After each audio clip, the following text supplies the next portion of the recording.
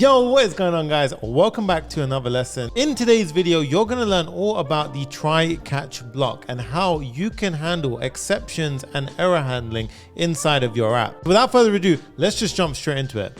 So first thing you need to know about in programming, there are two types of errors that you're going to face in your code. The first is known as a syntax error. Now, this is essentially where you've written code incorrectly. Now, most of the time, this is going to get picked up on your code editor. So in VS Code, this gets highlighted as a red underline on your text. And most of the time, that's going to be your place to fix it. So syntax errors, fairly easy to handle.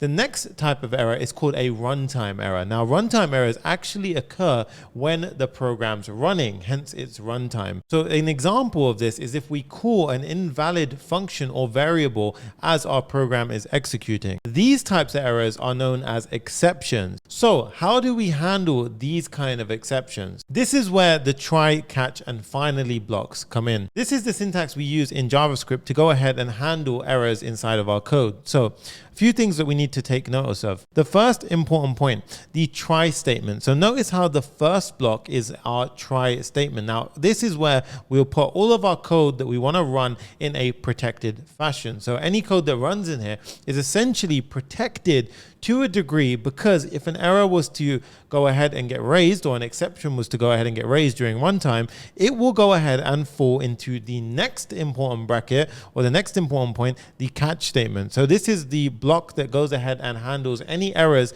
that get raised or get flagged during the try block. So if any error gets thrown while the execution is happening inside of our try block, all the errors are going to get thrown into the catch block over here. As you can see, the argument is passed down as an exception variable. Typically, this is just a variable that we like to name E for error.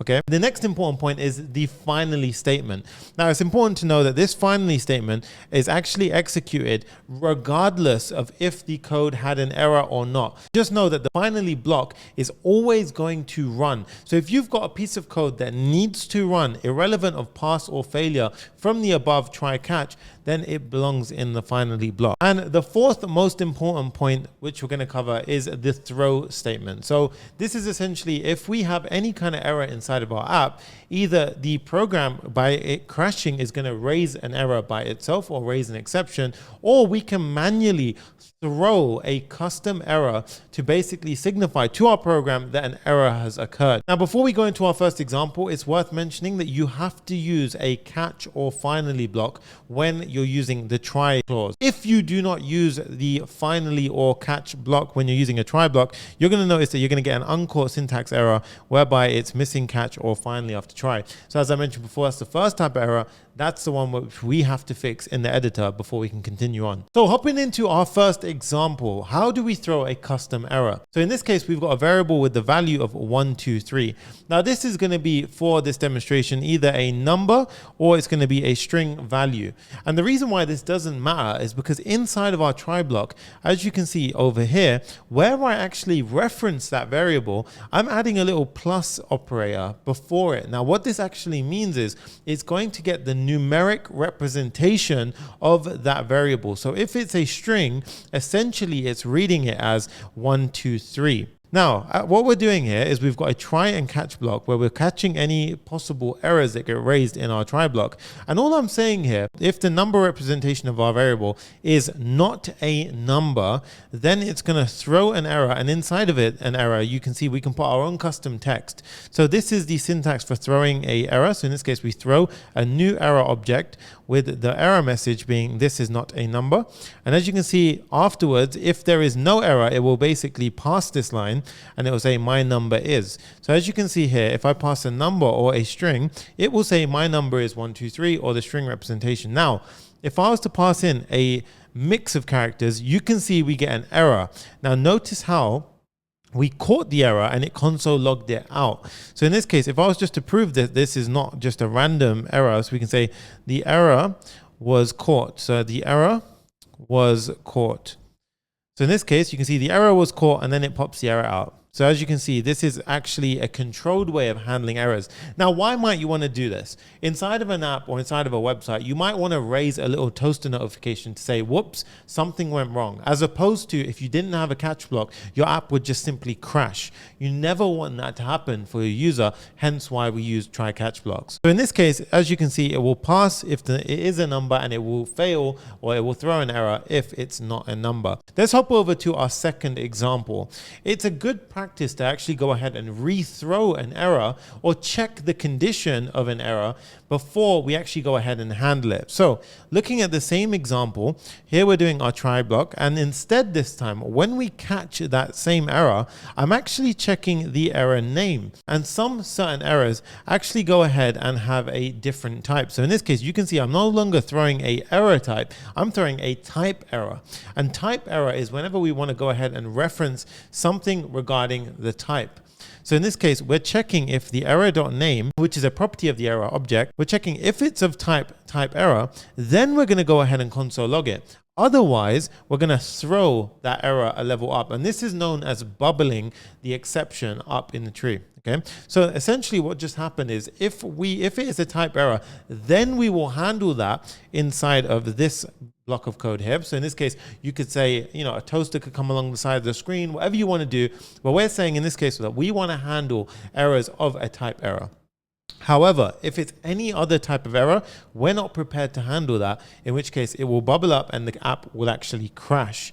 Okay, so as you can see now, it will throw the error up. And what you could then do is you could essentially wrap this in another try catch block, or your entire app could be inside of a wrapper element. That's actually a good practice that a lot of developers do, whereby they would wrap their entire app in an error boundary, so that way the app never actually crashes. Instead, there's like a last resort notification that will pop out saying, whoops, something went wrong, for example. But we'll touch on that in a future lesson. Now, what is the finally block? So you saw in the previous examples, I actually only use the try catch block. But in the beginning, I mentioned that there was something called a finally block. So in this case, we have the example where we have a variable and it has the value 2.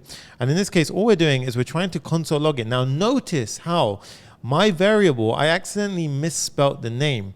Now, as you can see, yes, this would most likely be a syntax error inside of a normal code editor. However, in Run.js, it doesn't pick this up, and instead it throws the error. In this case, you can see we get an error which is thrown, whereby it says my variables is not defined.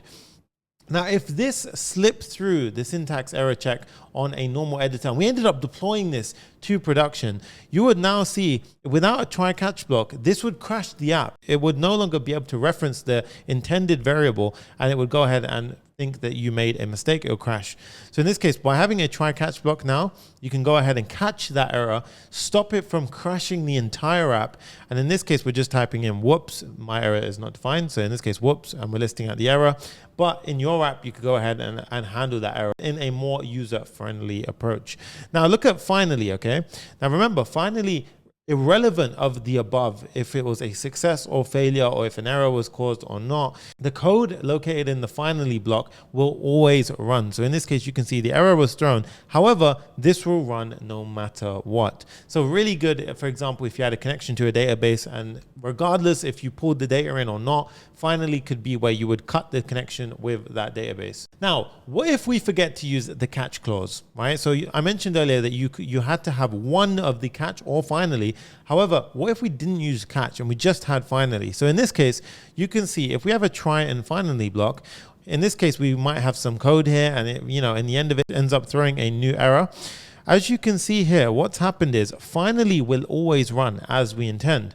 However, any code after that will not run, because what actually happened here, at this point, the exception was raised, so the error was thrown. However, we never handled that exception, in which case the program actually crashed. So finally will always get executed. However, anything after that is going to crash. So in this case, you can see we never got to this point after the try block, so nothing actually came out, and instead the error got raised and it crashed our program. Now, something important to know as well, if you want to use a try catch block in something like a timed function, so an example of this would be the set timeout function, this will not actually catch the exception like you think it will.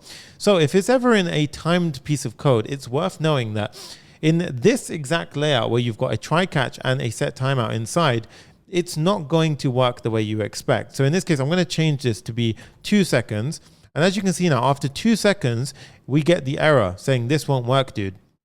Now, as you can see, we did have some code to catch this error saying this won't work. However, this won't work, dude, is what we got instead, and we never actually caught it. So this code was never reached. And you're probably wondering, well, that doesn't make sense because you just taught us how to do that. As this is in a timed function, the function is actually executed later from the try catch construct. So this actually doesn't work because the engine's already left at this point and it's gone ahead and thrown the error. So as you can see, this is not how you want to handle it if you have a timed function. Instead, what you want to do, if you want to have this same exact piece of code, however, you want to have it in a try-catch fashion, you would invert it and you would have the try-catch inside of the set timeout. This way, the set timeout function includes the error handling inside of it, and it's going to work the way that we expect. So let me change this to, let's say, 5 seconds. As you can see now, after 5 seconds, it's going to go ahead and actually catch our error. So as you can see, we threw the error, the matrix broke. However, we caught the error and we just said instead that the error is caught. Now, if I wanted to go ahead and show the error example, I could go ahead and get the error here and I can say the error is caught, and I can go ahead and pop out the error as such. Now, after 5 seconds again, you're going to see on the screen, the error is caught and the matrix broke, which means that we successfully were able to go ahead and handle exceptions and errors inside of a set timeout function, so a timed function. So this is how you do it correctly. It's worth knowing because you may come into cases where you have asynchronous data calls like a fetch or something like that, and your try catch isn't behaving the way you expect it. This is that exact reason why. So this has been your lesson on the try catch finally blocks and how you can use it to handle errors and exceptions inside of your JavaScript app. Remember the important points that I taught you earlier and give this lots and lots of practice, as it is going to be one of the most important parts in your JavaScript toolkit. As always, guys, leave a comment down below for what you enjoyed or learned new in this lesson, and I will see you in the next video. Peace.